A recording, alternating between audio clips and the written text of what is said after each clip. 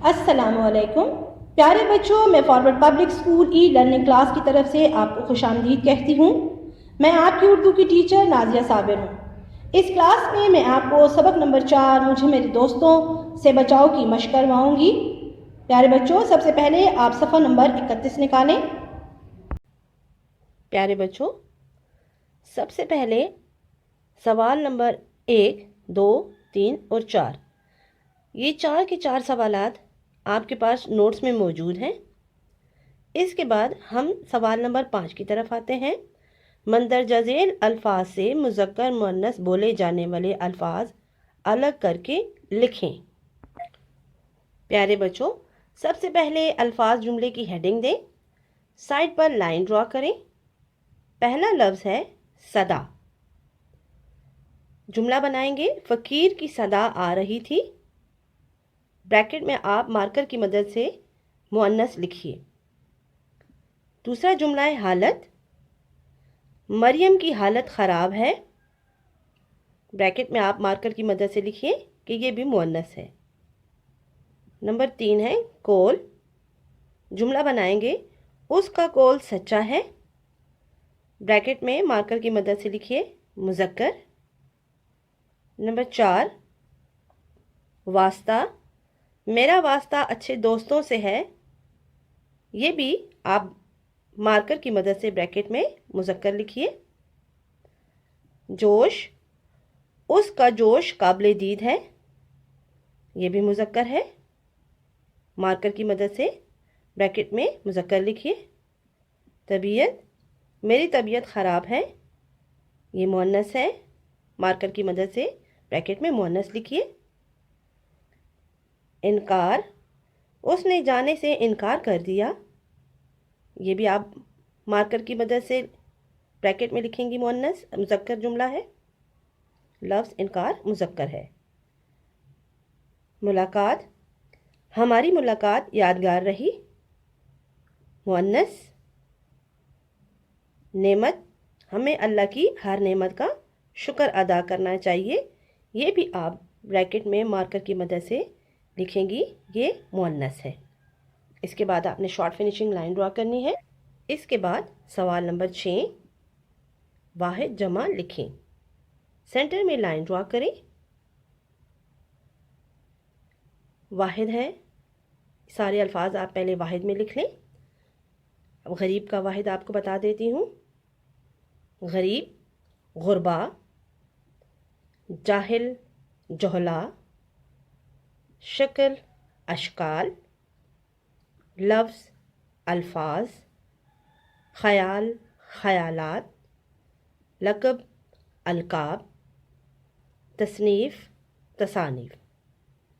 Pencil کی مدد سے شارٹ فنیشنگ لائن ڈرا کریں۔ سوال نمبر 7، اعراب لگائیں۔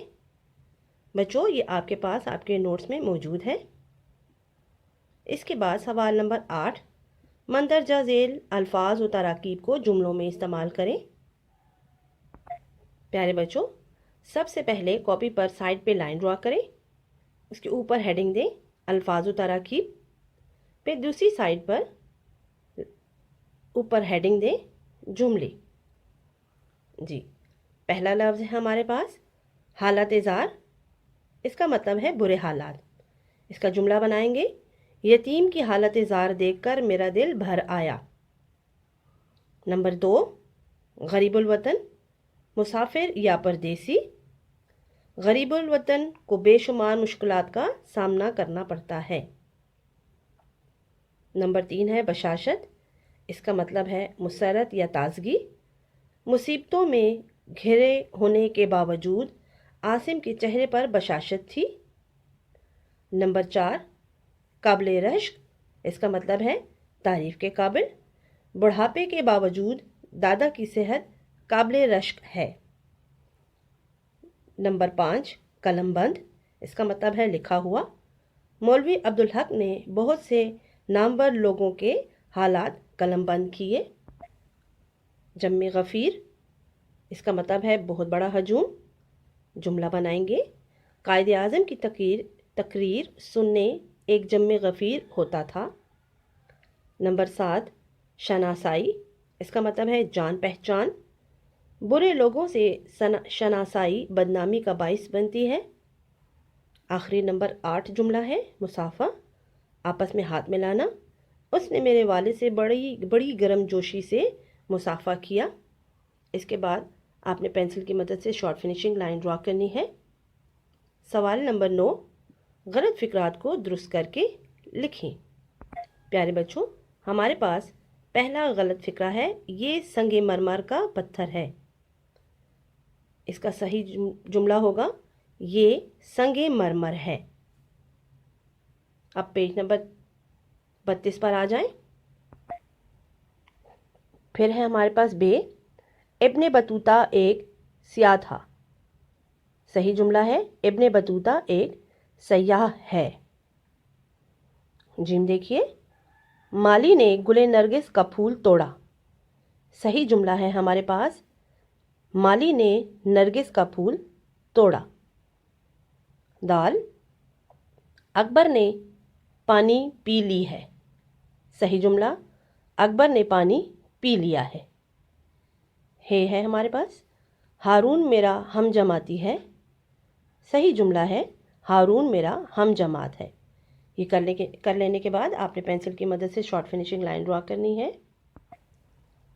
سوال نمبر 10، مندرجہ ذیل عبارت کو غور سے پڑھیں اور بتائیں کون کون سی تشبیہات استعمال ہوئی ہیں.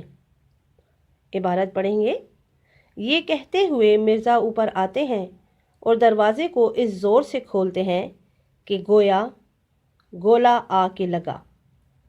آج تک انہوں نے دروازہ کھٹکھٹایا نہیں. آندھی کی طرح کمرے میں داخل ہوتے ہیں. میری ان سے دوستی بہت پرانی ہے. وہ مجھ سے بھائیوں کی طرح محبت کرتے ہیں، تاہم میں انہیں چھوڑ دوں گا. پیارے بچوں، اس پیراگراف میں مصنف نے ہم سے تشبیہ کے بارے میں پوچھا ہے کہ اس پیراگراف میں کون کون سی تشبیہات استعمال ہوئی ہیں. سب سے پہلے میں آپ کو یہ بتاتی چلوں کہ تشبیہ کس سے کہتے ہیں. آپ کی بک میں ریڈ کلر سے سرخ رنگ سے اس کی پوری تعریف لکھی گئی ہے. کہتے ہیں کہ کسی ایک چیز کو کسی خاص خوبی یا خامی کی وجہ سے کسی دوسری چیز کی مانند قرار دینا تشبیہ کہلاتا ہے. جیسے پتھر کی مانند سخت، بال کی طرح باریک، شہد جیسا میٹھا وغیرہ. اب حروف تشبیہ انہوں نے لکھے ہیں کی طرح، کی مانند، جیسا، کا سا، کی سی، مثل وغیرہ. اس پیراگراف میں گولا آ کے لگا، آندھی کی طرح اور بھائیوں کی طرح، یہ تینوں کی تینوں تشبیہات استعمال کی گئی ہیں. پیارے بچوں، یہاں پر گولا آ کے لگا، اس کا مطلب ہے زور سے دروازہ کھولنے کو گولا لگنے سے تشبیہ دی گئی ہے. کمرے میں داخل ہونے کو آندھی آنے سے تشبیہ دی گئی ہے. بھائیوں کی طرح محبت کو، یعنی خود سے محبت کو انہوں نے بھائیوں کی محبت کی طرح سے تشبیہ دی ہے. سوال نمبر 11، آپ مندرجہ بالا تشبیہ کی مثالوں کے علاوہ اپنی طرف سے سوچ کر تشبیہ کی 5 مثالیں تحریر کریں.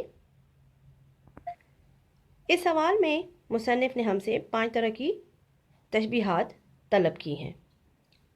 پہلی تشبیہ، دودھ کی طرح سفید، یعنی دودھ کا رنگ سفید ہوتا ہے، اس لیے کسی بھی سفید رنگت والے کو دودھ سے تشبیہ دی جاتی ہے. نمبر 2، فرعون جیسا مغرور. فرعون ایک جابر اور مغرور بادشاہ تھا، اس لیے کسی بھی مغرور انسان کو فرعون سے تشبیہ دی جاتی ہے. لومڑی کی مانند مکار، یعنی لومڑی کی مکاری کی وجہ سے کسی بھی مکار انسان کو لومڑی سے تشبیہ دی جاتی ہے. حاتم جیسا سخی، حاتم تائی کی سخاوت کی وجہ سے کسی بھی سخی انسان کو ان سے تشبیہ دی جاتی ہے. نمبر 5، چٹان کی مانند مضبوط. چٹان کی مضبوطی اور سختی کی وجہ سے کسی بلند ہمت انسان کو چٹان سے تشبیہ دی جاتی ہے. پیارے بچوں، امید ہے کہ آپ کو اس سبق نمبر 4 مجھے میرے دوستوں سے بچاؤ کی مشق کی اچھی طرح سمجھ آ گئی ہوگی۔ شکریہ۔ گھروں میں رہیں، محفوظ رہیں۔